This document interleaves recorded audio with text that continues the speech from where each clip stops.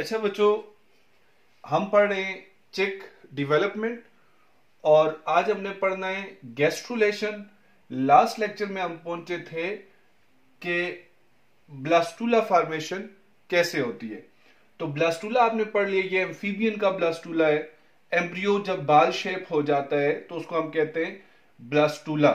इसके अंदर एक कैविटी होती है जिसको ब्लास्टोसील कहते हैं और जो सेल्स की लेयर होती है उसको ब्लास्टोडर्म कहते हैं। This is amphibian embryo and this is चिक एम्ब्रियो। इसमें अगर आप देखें नीचे यॉक है और ऊपर ये ब्लास्टोडर्म है और अंदर ब्लास्टोसील है, नीचे यॉक है पूरी। अच्छा जी, गैस्ट्रुलेशन क्या है? जब ब्लास्टूला बन जाता है एम्ब्रियो के अंदर तो ब्लास्टूला स्टेज के बाद नेक्स्ट स्टेज है गैस्ट्रूला फॉर्मेशन। एम्ब्रियो गैस्ट्रूला कैसे बनता है, गैस्ट्रुलेशन कैसे होती है, what does it mean by gastrulation? अच्छा बच्चे, गैस्ट्रुलेशन कहते हैं movement and rearrangement of cells of the embryo. तो एम्ब्रियो जब ब्लास्टूला स्टेज में जाता है उसके बाद उसके जो सेल्स होते हैं, ये जो ब्लास्टोडर्मल सेल्स हैं, तो ये क्या करेंगे? इनकी मूवमेंट होगी और रीअरेंजमेंट होगी, ये मूव करके नई पोजीशन में जाएंगे, इसको गैस्ट्रुलेशन कहते हैं। अब ये सेल क्यों मूव करेंगे? आपको पता है ये सेल मूव करके जाके क्या बनाएंगे? जर्म लेयर्स बनाएंगे। अगर ट्रिप्लोब्लास्टिक एनिमल है तो 3 लेयर्स बनेगी, डिप्लो है तो 2 लेयर्स बनेगी, एक्टोडर्म, मेसोडर्म और एंडोडर्म। और जब 3 जर्म लेयर्स बन जाएंगी तो हम कहेंगे गैस्ट्रुलेशन मुकम्मल हो चुकी है, गैस्ट्रूला फॉर्मेशन हो चुकी है। तो एम्ब्रियो के उस वक्त हम गैस्ट्रूला कहेंगे क्योंकि उसमें जर्म लेयर्स बन गई होंगी। अच्छा, जर्म लेयर्स क्यों बनती हैं? आपको पता है कि हर जर्म लेयर, जैसे एक्टोडर्म में वो स्किन बनाती है, नर्वस सिस्टम बनाती है, और इसी तरह मेसोडर्म में स्केलेटन बनाती है, बोन्स बनाती है, एंडोडर्म में वो इनर लाइनिंग बनाती है डाइजेस्टिव सिस्टम की, और इसी तरह रिस्पायरेटरी सिस्टम की इनर लाइनिंग बनाती है। तो ये जो 3 जर्म लेयर्स होती हैं वो एक्चुअली उनसे फिर ऑर्गेनोजेनेसिस होती है। तो अभी हम देखेंगे मैकेनिज्म ऑफ गैस्ट्रुलेशन इन चिक एम्ब्रियो एंड एम्फीबियन। अच्छा, एम्फीबियन में साथ साथ इसलिए लेके जा रहा हूं ताकि कंपैरेटिव स्टडी हो जाए, वो जो आपकी बुक में आगे चल के कंपैरिजन किया हुआ है उसकी आपको समझ आ सके अच्छी तरह से। अच्छा बच्चे, एम्फीबियन में किस तरह गैस्ट्रुलेशन होती है ये जरा आप देखेंगे। एम्फीबियन में मैं थोड़ा सा इसको आपके लेवल की बात करूंगा, हायर लेवल की नहीं, एफएससी लेवल की। कि एम्फीबियन में ये होता है कि यहाँ पे जो सेल्स होते हैं, जैसे प्लास्टिक गेंद को आप एक जगह से थोड़ा सा पिंच करते हो, उंगली से अंदर को दबा देते हो, तो ये जो ब्लास्टोडर्म है ना, अंदर को पिंच हो जाएगी। अब ब्लास्टोडर्म का कौन सा पार्ट अंदर को पिंच होगा? कौन सा पार्ट अंदर को यहां से पिंच हुआ है? जहां पे एंडोडर्मल सेल थे। कौन से सेल्स थे? एंडोडर्मल, और कुछ सेल इनके अंदर मेसोडर्मल भी थे। तो ये बड़े बड़े सेल हैं, एंडोडर्मल सेल्स हैं, यॉक वाले ज्यादा सेल्स हैं ये। अच्छा, एंडोडर्मल सेल्स जहां पे थे ब्लास्टोडर्म में, ठीक है, तो ब्लास्टोडर्म का वो पार्ट थोड़ा सा अंदर पिंच हुआ। जो ये पार्ट अंदर पिंच हुआ तो अब ये क्या बन गया जी? अब हम कहेंगे ये जो सेल्स, बायर सेल की लेयर है, ये एपीब्लास्ट है, एपीब्लास्ट। और जो लेयर अंदर चली गई है ये वाली, ये हाइपोब्लास्ट है, हाइपोब्लास्ट। अच्छा, इसके साथ ही क्या होगा कि यहाँ पे एक जो होल सा आपको नजर आ रहा है, जहां से जैसे प्लास्टिक गेंद या बैलून को आप उंगली से अंदर को दबाते, तो ये जो जगह होती है इसको ब्लास्टोपोर कहते हैं। ये ब्लास्टोपोर है, बड़ा इंपॉर्टेंट पॉइंट है ये एम्ब्रियो के अंदर, ब्लास्टोपोर। अच्छा, ये जगह ब्लास्टोपोर का डार्सल लिप है। डार्सल लिप, जैसे हमारा लिप होता है ऊपर वाला डार्सल लिप, ये वेंट्रल लिप है, और इसके लेटरल लिप्स भी होंगे। जाहिर है जिस तरह हमारा माउथ है, डार्सल लिप, वेंट्रल लिप, ये हमारी साइड भी तो है ना, तो इसकी लेटरल साइड्स भी हैं, लेटरल लिप्स। अच्छा, उसके बाद क्या होगा? उसके बाद ये आपने देखा कि यहां पे कुछ छोटे सेल्स हैं, ये इधर मीजोडर्मल सेल्स हैं, हम यहां बना देते हैं, या मीजोडर्मल सेल्स हैं, जिसको मैं रेड से दिखा देता हूं, या मीजोडर्म। जो डार्सल लिप होता है ना, वहां मीजोडर्मल सेल होते हैं, और लेटरल लिप्स में भी मीजोडर्मल सेल्स हैं। मीजोडर्मल सेल्स यहां से जाएंगे पीछे, और मीजोडर्मल सेल्स यहां से माइग्रेट करके पीछे जाके यहां क्या बनाना शुरू करेंगे? यहां पे ये बनाएंगे मीजोडर्म, यहां मीजोडर्म बनेगी, अच्छा, मेसोडर्म आप इस तरह बनाएं यहां तक, और इधर से क्योंकि ये जो हाइपोडर्मल सेल्स है वो पीछे जाके क्या करेंगे, इधर मिल जाएंगे और इधर एनस फॉर्मेशन होगी। अब मेसोडर्मल सेल जो साइडों से आए इधर भी आ गए, इधर भी चले गए, ये मेसोडर्म बन गई और यहाँ पे नोटोकार्ड बन जाएगी। मेसोडर्मल सेल ही नोटोकार्ड बनाते हैं। नोटोकार्ड आपको पता है ना, एम्ब्रियो के अंदर जो वैक्यूलेटेड सेल्स का बना हुआ एग्रीगेट स्ट्रक्चर, जब बोन्स नहीं होती तो ये एम्ब्रियो का एक मेन एक्सेस बनता है जिसको नोटोकार्ड कहते हैं। ये कार्डेट्स का कैरेक्टर है। यहाँ मेसोडर्मल सेल ने नोटोकार्ड बनाई और मेसोडर्मल सेल ने मेसोडर्म बनाई, तो मेसोडर्म फिर इस तरह स्प्लिट होके क्या करेगी, 2 लेयर्स बना देगी। ठीक है, एक इंटेस्टाइन को ऊपर से कवर करेगी, एक एक्टोडर्म को कवर करेगी। अच्छा, अब जर्म लेयर्स वो जो एपिब्लास्ट थी ना, अब वो एपिब्लास्ट नहीं रही, अब उसको हम एक्टोडर्म कहेंगे क्योंकि इससे मेसोडर्मल सेल अलग हो गए। ये एक्टोडर्म में एक्टोडर्म और ये मेसोडर्म में अंदर मेसोडर्म, और इसी तरह ये वाली जो लेयर है जिसने इंटेस्टाइन बना ली, तो इसको हम क्या कहेंगे, अब हाइपोब्लास्ट नहीं कहेंगे, इसको हम एंडोडर्म कहेंगे, एंडोडर्म। इस तरह आपने देखा कि 3 जर्म्स लेयर बन गई। बहुत सिंपल है, मैं दोबारा बताता हूँ आपको कि ये ब्लास्टुला था, इसकी एक जगह से इनविजिनेट हुए सेल अंदर को पिंच हुई ब्लास्टोडर्म, तो वो जो एंडोडर्मल सेल थे असल में वो यहाँ पे थे, वो अंदर को चले गए और अंदर जाते जाते वो दूसरी तरफ जाके इधर से इस जगह जाके अटैच हो गए और वो पूरी गट बन गई। अंदर ये क्या बन गई, गट कैविटी बन गई। और ये जो सेल्स हैं अब इनको हम पहले हाइपोब्लास्ट कह रहे थे, अब इनको हम कह रहे हैं एंडोडर्मल सेल्स। ये एंडोडर्म बन गई पूरी। अच्छा, हाइपोब्लास्ट और एंडोडर्म में क्या डिफरेंस है वो मैं इधर पढ़ाते हुए आपको बता भी दूंगा।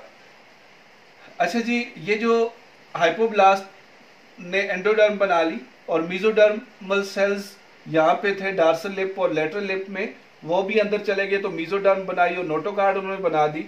तो जब एपीब्लास्ट से मेसोडर्मल सेल निकल गए तो ये एपीब्लास्ट एक्टोडर्म कहलाने लगी, अंदर मेसोडर्म, और ये क्या है, एंडोडर्म बन गई।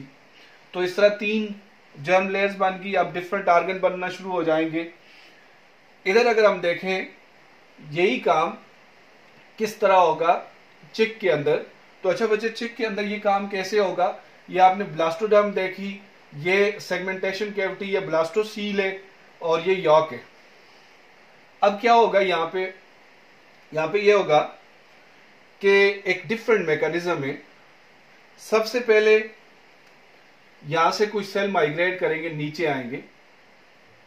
ठीक है, ब्लास्टोडर्म के कुछ सेल नीचे आएंगे। जो ही वो कुछ सेल्स माइग्रेट करके नीचे आएंगे ना, तो अब क्या होगा, नीचे वाली लेयर ये कहलाएगी हाइपोब्लास्ट और ऊपर वाली लेयर जो आप वो कहलाएगी एपीब्लास्ट। ये लेयर कहलाएगी आप एपीब्लास्ट। अब क्या हुआ, वो जो ब्लास्टोडर्म थी ना, वो हाइपोब्लास्ट और एपीब्लास्ट में स्प्लिट हो गई, 2 लेयर्स बन गई।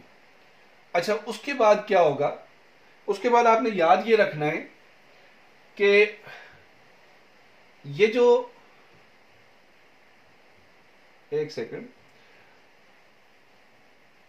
ये जो एपीब्लास्ट है ना, ये प्रिजम्पटिव फ्यूचर में बनाएगी। मतलब क्या, ये बनाएगी एक्टोडर्म, क्या बनाएगी, ये एक्टोडर्म एंड मेसोडर्म। इसने 2 बनानी है, अभी बनाई नहीं है। और हाइपोब्लास्ट ने बनानी है एंडोडर्म। अब हाइपोब्लास्ट का कहता है कि ये नीचे जाएगी और यॉक को ऊपर से कवर कर लेगी, इस तरह यॉक इसके अंदर आ जाएगी, तो उस वक्त इसको हम कहेंगे एंडोडर्म। और भी मैं बताता हूं आपको। तो एपीब्लास्ट क्या बनाएगी, एक्टोडर्म और मेसोडर्म। अच्छा बच्चे, अभी आप देखें तो यहां पे फ्लूइड है, इधर फ्लूइड है, इधर फ्लूइड है, और यहां से इस साइड से सेल आपस में जुड़े हुए हैं, यॉक के साथ जुड़े हुए, आपस में भी जुड़े हुए। अच्छा, ये वाली जो एरिया है ना, ये वाला, ये सारा एरिया यहां से यहां तक का, ठीक है, ये ट्रांसलूसेंट एरिया है। ट्रांसलूसेंट समझते हैं ना, यहां से कुछ लाइट गुजर जाती है। तो इसको हम सेमी ट्रांसपेरेंट कह सकते हैं या ट्रांसलूसेंट एरिया है। तो इसका नाम है एरिया पेलोसीडा। एरिया पेलोसीडा, ये एरिया पेलोसीडा है। और ये जो एरिया है, ये वाला जहां से सेल यॉक के साथ जुड़े हुए हैं, ये ज़हन में रखिएगा कि ये आप ट्रांसवर्स सेक्शन देख रहे हैं, तो ये पूरा इस तरह यॉक के ऊपर है, ठीक है। तो अब ये जो जिस तरह हम सर पे टोपी पहन लें, तो टोपी क्या करती है, इधर से हमारे सर के साथ जुड़ी हुई होती है ना पूरी, तो ये भी क्या है, यॉक के साथ जुड़ी हुई है दोनों लेयर्स। तो ये जो जहां से यॉक और सेल्स जुड़े हुए हैं एम्ब्रियो के, तो ये जगह क्या कहलाती है, ये जगह, इस पे अगर लाइट पड़ेगी ना तो लाइट ट्रांसमिट बैक हो जाएगी और ये जगह व्हाइट नजर आएगी आपको, और इसको हम एरिया ओपेका कहते हैं।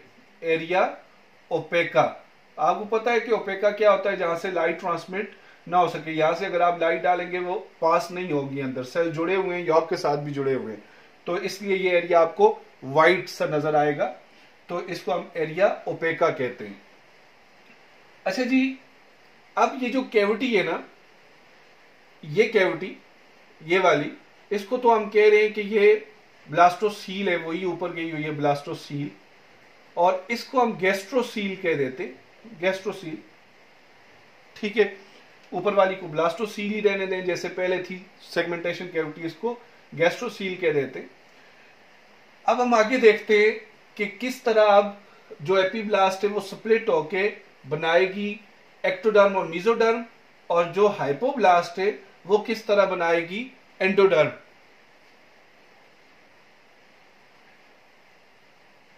अब जरा ये मैकेनिज्म समझें आप।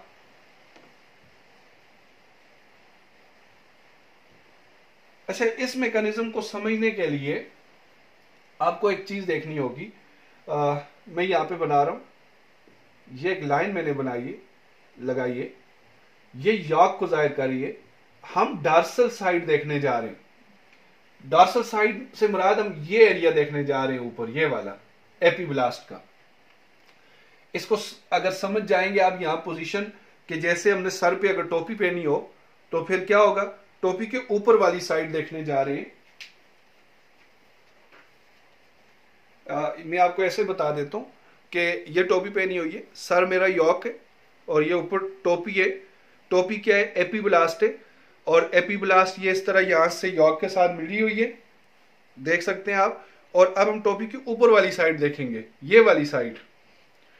अच्छा जी, एपीब्लास्ट को जब आप डार्सल साइड से देखेंगे, यहां पे हम बना देते हैं, ये सारी क्या है, ये एपीब्लास्ट है, ये सारी एपीब्लास्ट है, एपीब्लास्ट, ठीक है। ये वाला सारा एरिया ओपेका है और नीचे यॉक है। कहता है कि इसमें सबसे पहले ये याद रखें कि इसमें यहां पे कुछ सेल्स जमा होते हैं इधर इस एरिया में। अब यहां में ब्लैक दिखाऊं तो ज्यादा बेहतर रहेगा। यहां पे कुछ सेल्स जमा होते हैं, एक थिकनेस सी बनना शुरू होती है, तो ये कार्डल साइट होगी एम्ब्रियो की, कार्डल टेल वाली पोस्टीरियर साइड, इसको हम फौरन मार्क कर देंगे पोस्टीरियर साइड। और ये जाहिर ये फिर एंटीरियर साइड होगी, और ये लेटरल साइड होगी, ये भी लेटरल साइड होगी। कहता है कि दोनों लेटरल एपीब्लास्ट की लेटरल साइड से सेल सेंटर की तरफ मूव करेंगे, मीडली एंड कार्डली। सेंटर और टेल वाली साइड जमा होंगे सेल, किधर से जाएंगे, इधर से, इधर से। अब कौन से सेल यहां से जाएंगे, एपीब्लास्ट के। लेकिन एपीब्लास्ट के कौन से सेल, याद रखिए बच्चों, एपीब्लास्ट में दो तरह के सेल होते हैं, एक मेसोडर्मल सेल होते हैं, एक एक्टोडर्मल सेल होते हैं। तो जो मेसोडर्मल सेल होते हैं ना, वो यहां से मूव करेंगे, वो इधर ही मिक्स होते हैं बीच में, इधर एपीब्लास्ट में मेसोडर्मल और एक्टोडर्मल सेल मिक्स होते हैं। तो मेसोडर्मल सेल दोनों लेटरल साइड से मूव करके सेंटर में जाना शुरू करेंगे, और मिडली एंड कार्डली से मुराद सेंटर में और पोस्टीरियर साइड पे यहां पे जमा होना शुरू होंगे, ठीक है। और यहां पे थिक राड ऑफ सेल बनना शुरू हो जाएगा, सेंटर में एक थिक सा एरिया बनना शुरू हो जाएगा। अच्छा, जब ये थिक सा एरिया बनना शुरू होगा ना, इसको हम कहते हैं प्रीमिटिव स्ट्रीक। क्या कहते हैं बच्चे इसको, प्रीमिटिव स्ट्रीक, प्रीमिटिव स्ट्रीक। अच्छा, ये जो प्रीमिटिव स्ट्रीक है ना, इसके एंटीरियर एंड पे आगे यहां भी कुछ मेसोडर्मल सेल्स हैं, उन्होंने एक लोकल थिकनेस बनाई है जिसको प्रीमिटिव नोड या हेंसन नोड कहते हैं। Local thickness of cells, primitive node और हेंसन नोड, ये हेंसन नोड है, हेंसन नोड। अच्छा बच्चे, ये यहां भी मेसोडर्मल सेल है, प्रीमिटिव स्ट्रीक में यहां भी मेसोडर्मल सेल है, लेकिन ये जो मेसोडर्मल सेल्स है ना, ये बनाते हैं डार्सल मेसोडर्म और ये वाले बनाते हैं लेटरल प्लेट मेसोडर्म। और हेंसन नोड के सेल एक और चीज बनाएंगे, नोटोकार्ड। ठीक है, तो हैं तो ये भी मेसोडर्मल सेल और ये भी मेसोडर्मल सेल, लेकिन ये मैंने कहा लेटरल प्लेट मेसोडर्म बनाएंगे, ये डार्सल मेसोडर्म बनाएंगे और बनाएंगे नोटोकार्ड। ठीक है। अच्छा, यहां से जब सेल निकल गए, एपीब्लास्ट से कौन से सेल निकल गए? मेसोडर्मल सेल, और वो सारे सेंटर में जमा होकर प्रीमिटिव स्ट्रीक बना दी और हेंसन नोड बना दिया। ठीक है, ये काम इधर ऊपर हुआ है कहीं पे। अब यहां से क्या होगा? यहां से ये होगा बच्चे कि अब मैं ये ऐसे बताऊं आपको कि इधर से एक सेल नीचे जाएगा। अगर यहां से कोई सेल नीचे जाएगा, जैसे ये टोपी है, ठीक है, इसके ऊपर है कोई चीज, और मैं कहता हूं ऊपर से नीचे जाएगी, नीचे गिरेगी, तो नीचे टोपी और सर के बीच में कहीं पे जाएगी ये चीज। मीन कि ये सेल जब यहां से एक सेल नीचे गिरेगा इधर, तो ये कि इधर आएगा। ठीक है, इधर आएगा, इधर आएगा, इधर आएगा। ठीक हो गया जी। अच्छा, जब ये इधर आएंगे नीचे इस जगह पे इधर, तो ऊपर ये जगह खाली होती जाएगी, खाली होती जाएगी। ठीक है, ऐसे। अब जब ये जगह खाली होती जाएगी और सेल नीचे आते जाएंगे, ये मेसोडर्म बन रही है। बच्चे क्या बन रही है? मेसोडर्म। This is mesoderm. कौन सी मेसोडर्म है ये? इसको हम कहते हैं lateral plate mesoderm.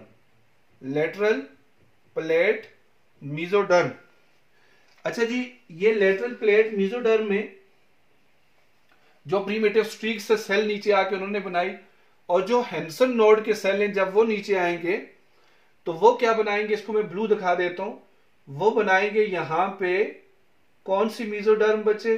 Dorsal mesoderm. Dorsal mesoderm. Dorsal mesoderm. अच्छा, डार्सल मेसोडर्म के साथ ही वो एक और चीज बनाएंगे, वो मैं ब्लैक से ही दिखाता हूं, उसे कहते हैं नोटोकार्ड। अब नोटोकार्ड क्या है? नोटोकार्ड बच्चे, नोटोकार्ड एक राड है, नोटोकार्ड। अच्छा, ये राड कहां पे?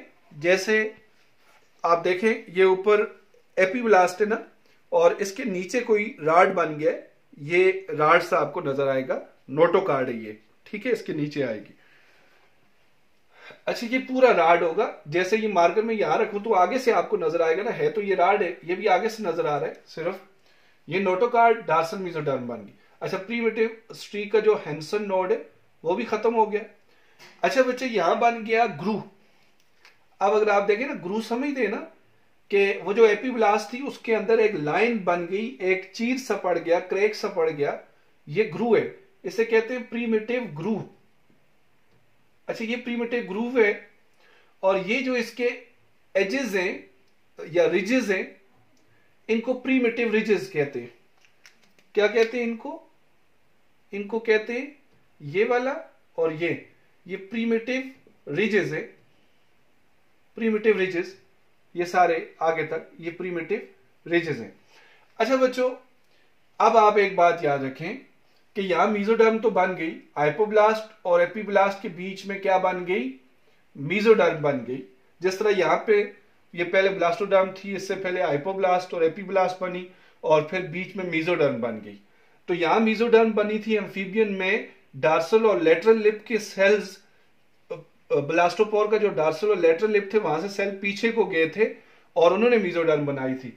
यहां वही काम प्रीमिटिव स्ट्रीक और हेंसन नोड ने किया, वहां से सेल नीचे आए और उन्होंने मेसोडर्म बनाई। इसका मतलब है एम्फीबियन के जो एम्ब्रियो है उसका जो डार्सल लिप होता है, तो और लेटरल लिप होता है, वो वहां पे मेसोडर्मल सेल होते हैं, वो सेल पीछे जाके मेसोडर्म बनाते हैं, और यहाँ पे वही काम कौन करता है, प्रीमेटिव स्ट्रीक करती है। अच्छा बच्चे, अब आप सोचते होंगे कि जिस तरह ये अगर टोपी थी, ये एपीब्लास्ट थी, इसके अंदर से प्रीमेटिव स्ट्रीक बनी और सेल नीचे चले गए, और इधर तो सुराख हो गया, पूरी एक लाइन बन गई, तो ये कैसे कवर होगा, ये सुराख कैसे फिल होगा, तो ग्रू कैसे फिल होगा, तो जाहिर ये एक्टोडर्मल सेल डिवाइड होंगे, ये इस एरिया को फिल कर देंगे। अब बच्चे ये पूरी ऊपर एक्टोडर्म रह गई है, अब कोई मेसोडर्मल सेल नहीं रहा, तो लिहाजा अब टर्मिनोलॉजी चेंज हो जाएगी। टर्मिनोलॉजी अब क्या होगी, अब जो टर्म हम यूज करेंगे ना, इसी के लिए डिफरेंट टर्म्स यूज करेंगे। क्या टर्म अबे हम यूज करने वाले, हम कहेंगे कि ये अब एक्टोडर्म में क्या है जी, एक्टोडर्म। अब एपीब्लास्ट नहीं कहेंगे, एक्टोडर्म, और इसके साथ ये आपको पता है मेसोडर्म में, मेसोडर्म, और उसके साथ ही नीचे ये वाली क्या है, इसको एंडोडर्म कह सकते हैं। अब एंडोडर्म कहने के लिए जरूरी है एक चीज बच्चों, कि यहां से कुछ मेसोडर्मल सेल इस हाइपोब्लास्ट में आएंगे, तो फिर ये हाइपोब्लास्ट से एंडोडर्म कहलाएगी। ये बहुत समझने वाली बात है कि ये हाइपोब्लास्ट थी पहले, अब इसमें कुछ मेसोडर्मल सेल भी आएंगे, आपकी बुक में नहीं लिखा होगा, फिर ये एंडोडर्म कहलाएगी। अच्छा, अब क्या हो गया, 3 जर्म लेयर बन गई, नोटोकार्ड बन गई, सारा कुछ। तो यहां से आगे थोड़ा सा और हम इसको एक्सटेंड करते हैं। अब एम्ब्रियो कितने घंटों का हो गया, 18 आवर्स का, ठीक है, 18 घंटों में ये सारा काम हो जाता है। जब इनक्यूबेट करते हैं ना, तो 18 आवर्स में ये सारा काम हो जाता है। इसके बाद जी कुछ और टर्मिनोलॉजी यहाँ पे हमने यूज करनी है, मैं बल्कि सारे को रेज कर देता हूं ताकि आपको क्लियर नजर आए कि ये यॉक है, और इसके ऊपर इस तरह ये एंडोडर्म है, दिस इज एंडोडर्म, ठीक है। ये थोड़ा और नीचे जा रही है, इसमें कुछ मेसोडर्मल सेल में बना देता हूं ताकि हम इसको एंडोडर्म कह सके। और ऊपर इसके क्या है, ये एक्टोडर्म है, दिस इज एक्टोडर्म, और एक्टोडर्म के बाद एक्टोडर्म, एंडोडर्म, और बच्चे यहां पे हमने कहा था ये नोटोकार्ड है, नोटोकार्ड, नोटोकार्ड, और इसके साथ एक मेसोडर्म मैंने बताई थी, कौन सी मेसोडर्म में, डार्सल मेसोडर्म। और जो लेटरल प्लेट मेसोडर्म हमने बनाई थी ना इधर, लेटरल प्लेट मेसोडर्म, ये अब ये स्प्लिट हो जाएगी into 2 layers. Lateral plate mesoderm क्या हो जाएगी, स्प्लिट हो जाएगी इनटू 2 लेयर्स।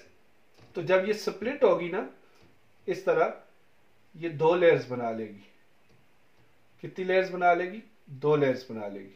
ऐसे जब ये 2 लेयर्स बना लेगी ना, एक लेयर इसकी एक्टोडर्म के नीचे और दूसरी लेयर इसकी कहाँ है बच्चे, एंडोडर्म से ऊपर। अच्छा, ये जो एंडोडर्म से ऊपर लेयर है ना, इसको स्प्लैंक्निक मेसोडर्म कहते हैं, स्प्लैंक्निक, इसने इंटेस्टाइन को कवर किया हुआ है। और जो एक्टोडर्म से नीचे मीन के स्किन के नीचे है ये, तो इसे हम डार्सल मेसोडर्म कहते हैं, ठीक है। ये डार्सल मेसोडर्म में, दूसरी वेंट्रल मेसोडर्म या स्प्लैंक्निक मेसोडर्म में स्प्लैंक्निक लेयर है और डार्सल मेसोडर्मल लेयर है। इन दोनों के बीच में जो कैविटी है वो सीलोम कहलाती है। वही टर्म इधर भी यूज होगी, ये कैविटी भी सीलोम कहलाएगी, ठीक है। अच्छा, यहां पे बच्चे ये बड़ी अहम चीज है कि कहते हैं कि ये जो डार्सल मेसोडर्म है ना नोटोकार्ड के इर्द गिर्द, ये सोमाइट बनाएगी। क्या बनाएगी, सोमाइट। अगर मैं इस नोटोकार्ड को बाहर बनाऊं, ये नोटोकार्ड है, ये पूरा राड है नोटोकार्ड। इस नोटोकार्ड के इर्द गिर्द जो डार्सल प्लेट मेसोडर्म है वो सोमाइट बनाएगी। क्या बनाएगी, सोमाइट। अब सोमाइट क्या है, ब्लॉक्स हैं ये, जैसे ब्लॉक होते हैं, ब्लॉक्स ऑफ मेसोडर्मल सेल, ये मेसोडर्मल सेल के ब्लॉक्स है। सोमाइट्स क्या है, जब भी कोई पूछे तो सोमाइट्स मेसोडर्मल सेल्स के ब्लॉक्स है, ये ब्लॉक्स है, और बीच में नोटोकार्ड है। तो ये ब्लॉक्स करेंगे क्या, ये बाद में वर्टिब्रल कॉलम बनाएंगे, ठीक है, और स्केलेटल मसल भी बना सकते हैं, रिब्स बना सकते हैं, ये इनका काम होता है। ठीक है, क्योंकि notochord is after a while notochord is replaced by vertebral column, वहां पे वर्टिब्रल कॉलम बन जाती है, यही सोमाइट्स बनाएंगे। अच्छा जी, अब इसके बाद ये जो जगह है ना, ये जहां पे अभी ये मिली हुई है लेयर्स, एक्टोडर्म और एंडोडर्म वगैरह, ये जगह क्या कहलाती है? जर्म वाल, जर्म वाल। ठीक है, और अब आप ये याद रखें कि ये जो कैविटी है ना, गैस्ट्रोसील जिसको कह रहे हैं, इसको अब हम गट कैविटी कहेंगे, गट कैविटी है ये, और ये गट बन गई, इंटेस्टाइन बन गई है ये। ठीक है, जो एंडोडर्म है ना, अंदर यॉक है, तो यॉक क्या है? फूड है। आप ये समझे, ये फूड इंटेस्टाइन के अंदर आ गई, ये इंटेस्टाइन बन गई है, गट बन गई है पूरी, आर्केंट्रॉन। अच्छा, यहां पे आप देखें जिस तरह ब्लास्टोपोर था ना, वो माउथ, वो बाद में एनस बन जाता है, और जो दूसरी साइड ये जाके ये माउथ बन जाता है, और बीच में ये गट कैविटी है इस तरह। अब ये भी गट कैविटी है। ठीक है, और ये पूरी क्या है? एंडोडर्म, और एंडोडर्म ये पूरी गट बन गई, ये एंडोडर्म ने गट बना दी। अच्छा, ये जो गट है ना, इंटेस्टाइन है, ये इसकी जो लाइनिंग होती है ना, ये लाइनिंग, इनर लाइनिंग, वो एंडोडर्मल सेल होते हैं। ये याद रखना, वो क्या होते हैं? Endodermal cell. और जो मीजोडर्मल सेल आए थे ना यहाँ पे, तो मीजोडर्मल सेल ने क्या किया, इधर मसल भी होते हैं ना इंटेस्टाइन में, वो इंटेस्टाइन के मसल वगैरह बनाएंगे, बाकी चीजें बनाएंगे। तो इसलिए हम कहते हैं जो एंडोडर्म होती है वो इंटेस्टाइन की लाइनिंग बनाती है, पूरी इंटेस्टाइन नहीं बनाती, पूरी गट नहीं बनाती। ठीक है, तो ये कुछ कंसेप्ट आपने रखने। और अभी ये जो आप पढ़े ना कि यहाँ पे सोमाइट्स बनेंगे डार्सन मीजोडर्म के, जो हैंसन नोड से सेल नीचे आए थे, और इधर नोटोकार्ड है। तो न्यूरोलेशन अभी हमने क्योंकि नहीं पढ़ी, तो यहाँ पे न्यूरल ट्यूब बनेगी, एक्टोडर्म बनाएगी यहाँ पे न्यूरल ट्यूब, न्यूरल ट्यूब अभी हम पढ़ेंगे नेक्स्ट लेक्चर में। तो कहता है कि वो जो सोमाइट्स होते हैं ना, वो न्यूरल ट्यूब के इर्द गिर्द होते हैं, यहीं पे ऊपर न्यूरल ट्यूब भी बनेगी ना, तो ये नोटोकार्ड के इर्द गिर्द भी हैं सोमाइट्स, और न्यूरल ट्यूब के इर्द गिर्द भी है, नर्वस सिस्टम भी यही बनता है। आपको पता है बाद में न्यूरल ट्यूब वो जो बन जाएगी स्पाइनल कार्ड, और जो सोमाइट्स हैं वो वर्टिब्री बन के उसको कवर कर लेंगे। ये हम नेक्स्ट लेक्चर में देखते हैं।